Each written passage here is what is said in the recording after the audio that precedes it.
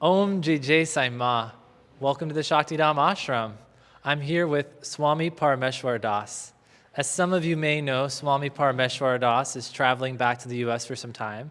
So we invited you to send in questions that you would have for a segment I like to call Ask a Swami. Very good. I like that title. That's very appropriate.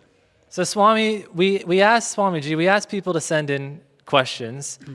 Now, you haven't looked at the questions, right? Correct. Are you sure? Yes. Okay, great. So these are raw, unfiltered answers to questions from students around the world. Now I've randomly selected them. I've put them in a random pile of cards. Shall we begin? I am ready. Okay. Question number 1. Ooh. Just tell me when. Tell me when. Tension. Yes, now. Okay. This question is from Sue. Sue asks, how long will you be in the States? Will you return to Kashi? Thank you, Sue, for this question. 2 questions.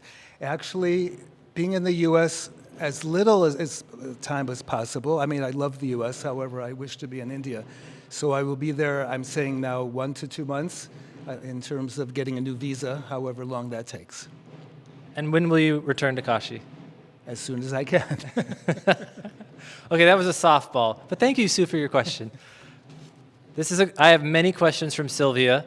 Thank you, Sylvia. Thank you, Sylvia. Okay. To keep track on my spiritual path, Sylvia asks, what is your advice? To keep track of the path. Of her spiritual, like Yes, of one's own, you I know? understand. Thank you. I understand. It's all about awareness. So being aware of your thoughts and your emotions, your state, your energy, and whether you're contracted, comfortable, not comfortable, and whether you feel centered or not, in alignment, and then given that awareness, practicing doing your sadhana to shift that. But it's all about awareness in terms of where you are in your path, how you've progressed, where you need to go, how you need to transform. How's that? Thank you. Well, Sylvia, please let us know how that was. I'll ask she has another question. A few. I'll choose. As many as Sylvia has, I'll answer. Okay. Ooh, I like this one. This is a great one. What kind of challenges do you see that Westerners have in making progress on their spiritual path compared to people in India? I would say distraction. In the West and other countries, there are a lot of things you can become addicted to, distract yourself with. In India, it's very much about focus, sadhana. There's a regular schedule if we talk about the ashram, and also in India, the majority of the Indians do their puja in the morning. So there's structure, there's discipline, there's focus, while in the West, there's a lot of distraction. A lot going on in the news, a lot going on in the world, the elections in the US, so there's a lot of thinking about the outside rather than going inside. Great question, great answer. Wow. So good. Okay, I got some from Jonathan. Thank you, Jonathan, wherever you are. So Jonathan asks, he says, what was your life like before Ma? So just to clarify for our viewers, Ma is your spiritual guru, your teacher. Yes. So I'm assuming you weren't a Swami before you met Ma? Correct. So the question is, what was your life like before you were a Swami, before you met Ma? This is where I plug my book, In the Path of Light with Ma, that speaks about who I was, how I lived my life before Ma, and during the first 15, 20 years with Ma. So where to start with that? Before Ma, I was, a management consultant, psychologist, working all the time, very much focused on how much am I going to bill. I worked for a consulting firm, then how much am I going to sell? What do my clients think? What do I need to do for my clients? Long hours. So it was completely focused on the outside. I really didn't know what I valued, who I was, and I started to ask myself those questions just before I met Ma. A lot happened in my life with death and marriage ending and job ending. So all those things I identified myself with for many, many years were gone. And then I reached the point where I started to look inside, and that's when Her Holiness Sai Ma, Jagaguru Sai Ma, showed up in my life as my guru. Swamiji? Yes. We have another question from Jonathan. Thank you once again, Jonathan. So I'm going to take a moment and explain this question. It's a great question. So Jonathan asks, Sai Ma, our teacher, has talked about climbing the pyramid of enlightenment and reaching points where one comes up against the harder or more difficult parts of the ego, which can lead to backstep, struggle, stagnation, etc. As someone who has been with Ma for many years on a spiritual journey, what tips, tricks, or advice can you give someone how to prepare for and how to handle these moments when they arise? All right, one tip is to have a certain perspective about this, that these things come up for all of us, that we're getting closer to the light, to realizing who we are, we're moving up the pyramid, and the ego brings us things in our life to test us. So that context of it happens to everybody, I'm in the same boat, so it's not something bad about ourselves, because a lot of times we start to judge ourselves. Look at whether you're judging yourself, come back to your heart, be compassionate with yourself, understand this happens with everybody, and it's for me, for you to realize something that's going on inside to transform. So have that perspective of transformation. Another thing would be as these things show up, it's saying, okay, this is important, I need to take a look at this and use some practice. A lot of the time it's a very good practice to bring things into our heart. So if the thoughts, the emotions are coming up, bring them into your heart. And what else could I say about this, about moving the... Well, is there a time that you can remember when this has come up for you and the choice you've made or what you became aware of? Well, for me, my path is a path of bhakti, of devotion. So having a spiritual teacher, having Sai Ma in my life, whatever's coming up, I would either think about Ma, I would offer it to Ma, I would feel my devotion, which again brings us into our heart. So when we're in our heart and not thinking all the time about what's happening and judging everything, that really dissolves a lot of what's going on. So that devotion, that surrender, that offering of what's happening. And then specific practices also, of course, meditation, breathing. If there's a lot of tension when this is coming up and we start obsessing about things, then breathing, being in the present moment. A lot of the time we go back into the past or we're into the future, we're worrying or we're regretting or we're upset about the past. Breathe, come back into the present, come back into alignment. So just like I mentioned earlier, this context of this happens to everybody moving up the pyramid, also out of alignment, back into alignment, out of alignment, back into alignment happens to us all. So our sadhana, our practices, breathing, meditation, mantra, chanting, all of that brings us back into that alignment. Wonderful. That reminds me of another question someone asked. Let me find it for a moment. Mm-hmm. You had mentioned mantra. Can you explain just briefly what mantra is for those who might not know? All right, mantras are very sacred, usually Sanskrit syllables. They activate different energies within us when we recite them to ourselves, we recite them aloud. And there are different mantras for different energies and qualities to be activated within us. We have all of these energies and qualities within us to be activated and then expressed. So when we recite these mantras and devote ourselves to the mantra, each repetition, if we have a mala, it has 108 beads, we feel each bead, we devote ourselves to the mantra, it activates that energy within us and spreads that through us, and we merge with whatever God, goddess, whatever we're offering, reciting this mantra to. So I love mantras. That's one of my favorite practices. I remembered the question. So Yes. I think I can find it real quick.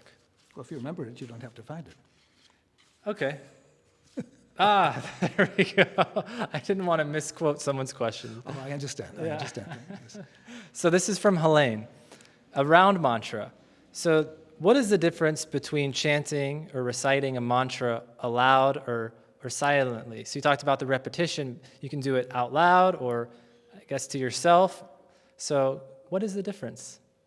Merci, Hélène. Je sais que tu habites au Québec, so Hélène lives in Quebec, and I'm thanking Hélène. And this is a very good question. I'll start with a teaching from Sai Ma many years ago. I recall this when Ma talked about mantras, is that from what I recall, Ma said that when we recite a mantra to ourselves, that's very, very powerful. I remember Ma saying, I think, the most powerful.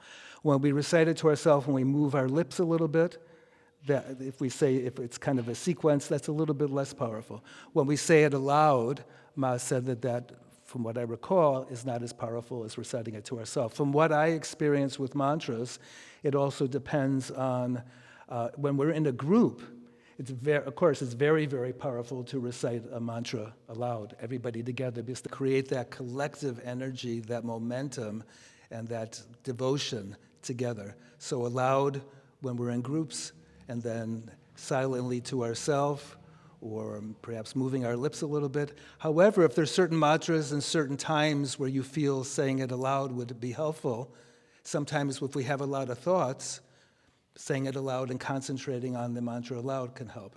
So it's your decision, and these are some of the points that Ma has mentioned and that I'm mentioning from what I've learned through my practice. Thank you, Swamiji. Thank you. Let's do a few more questions. Yes, please. Okay, next question. Yes. Oh, I'm back to the start.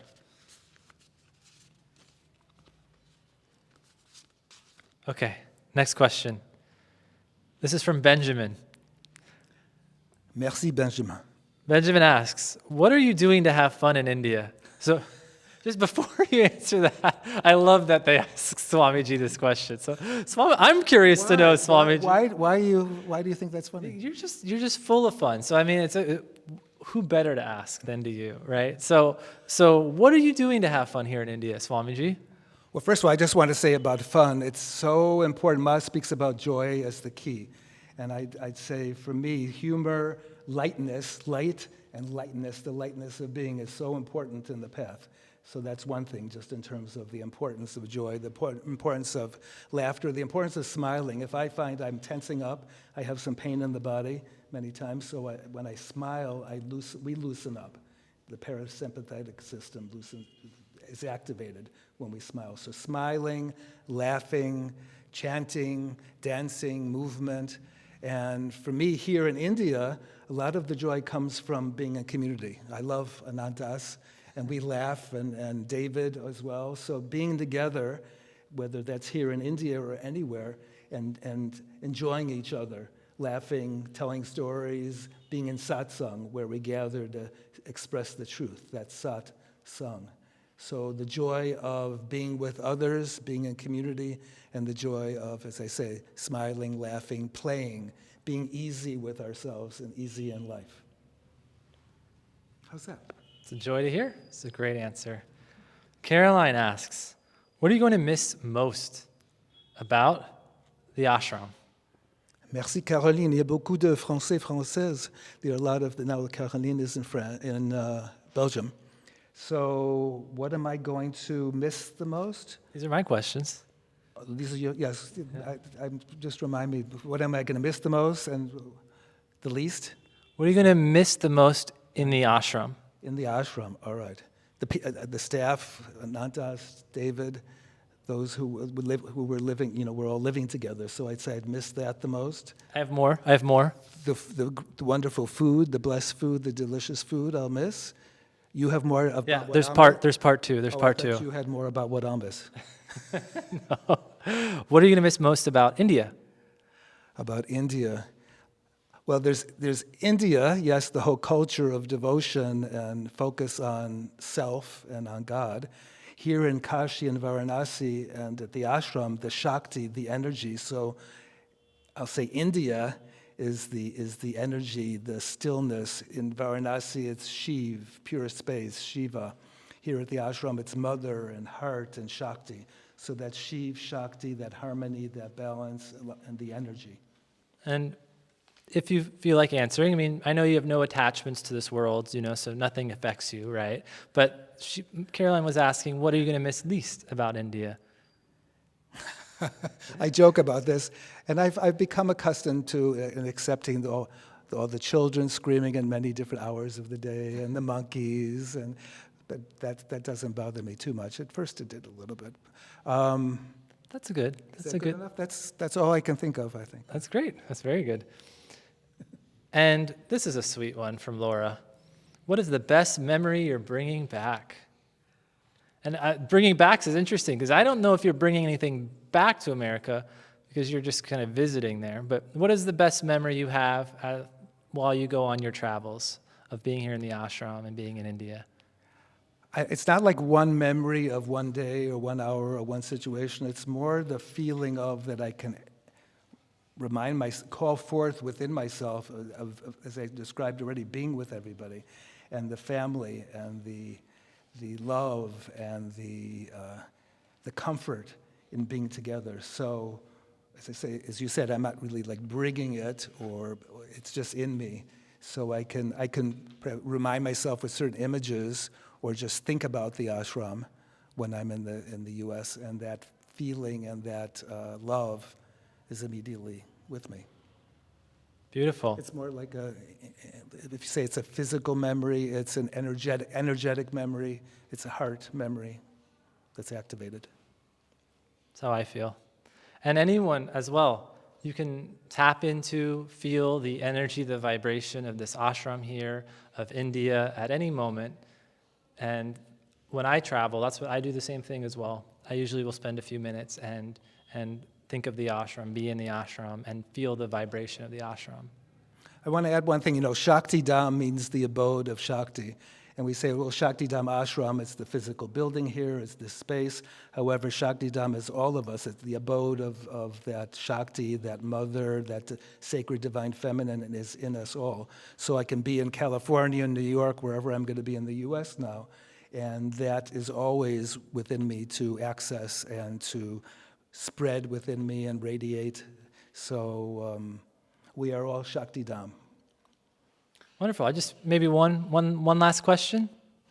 If that's all you have, one last one, or it could be more than that, whatever. I'll ask this one, and maybe we'll do a part two. Maybe I'll do a part two. Very good. Okay. I thought this was a very important question, Swamiji, when I read it. So this is the question is, what do you appreciate Anantas for? And for those who don't know, maybe you can share who Anantas is.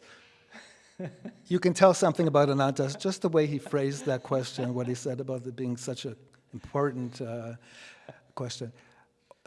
Can you repeat the question? No, just joking. I very much appreciate the humor. We laugh a lot together. We're on the same wavelength. So I'm about to say something and he says it, or he's about to say something, I say it, or we don't have to say it.